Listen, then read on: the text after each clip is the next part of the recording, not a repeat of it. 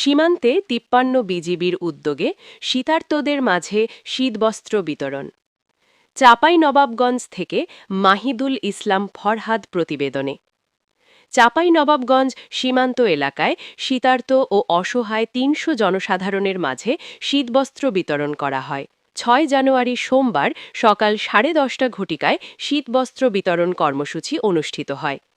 শিবগঞ্জ উপজেলার দুর্লভপুর ইউনিয়নের কুকরিপাড়া গ্রামে অসহায় গরিব শীতার্তর মাঝে শীতবস্ত্র বিতরণ করেন চাঁপাইনবাবগঞ্জ ব্যাটালিয়ন ৫৩ বিজিবি।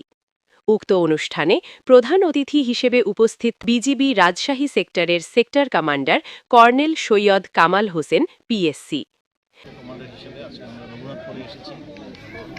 এখানকার চরাঞ্চলের সমস্ত মানুষ মানবত জীবনযাপন করে, তাদের জীবনযাত্রার মানে যদি আমরা কিছুটা সহায়তা করতে পারি, সেই লক্ষ্যে এই সবার যে মানবত জীবনযাপন তাদেরকে সহায়তা। বিশেষ অতিথি হিসেবে উপস্থিত চাঁপাইনবাবগঞ্জ ব্যাটালিয়ন ৫৩ বিজিবির অধিনায়ক লেফটেন্যান্ট কর্নেল কাজী মুস্তাফিজুর রহমান পিএসসি। প্রধান অতিথি শীতার্তর মাঝে শীতবস্ত্র বিতরণ করেন।